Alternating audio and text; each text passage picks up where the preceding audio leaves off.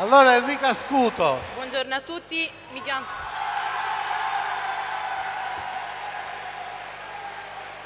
chiamo Enrica Scuto e faccio parte dell'associazione Actea. Sono fiera e onorata di essere qui insieme a voi, a tanta bella gente, per il semplice motivo che io mi trovo qui, una quindicenne, ancora non diplomata, quindi ancora non mi trovo nel mondo vero e proprio, ma a 15 anni sento il bisogno di avvicinarmi alla politica, perché credo che sia il caso di creare delle basi. Io voglio creare però delle basi con il supporto non solo dei giovani, ma anche con il vostro supporto.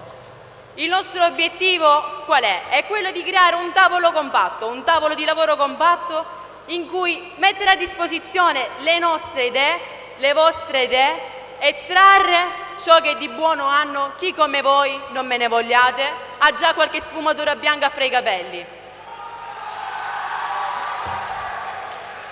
Siamo stanchi dei sedentari, siamo stanchi di questa politica ferma, siamo stanchi e noi giovani vogliamo portare un cambiamento.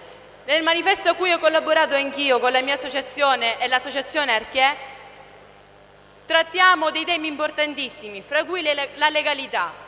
Ci siamo mai chiesti se nelle scuole si parla di legalità? Ce lo siamo mai chiesti? Vi rispondo io, no, non se ne parla abbastanza, non se ne parla abbastanza. Eppure la legalità è uno dei mattoni fondamentali per cui una civiltà possa essere degna di essere chiamata tale.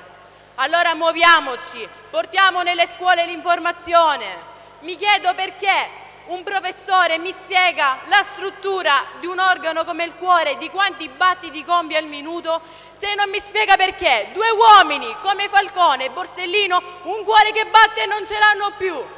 Perché? Spiegateci la storia del nostro paese, spiegateci come siamo arrivati qui. Noi giovani ci siamo, ma ci siamo non perché ci costringono. Tempo per favore, tempo.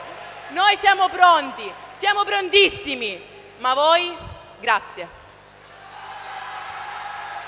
Grazie.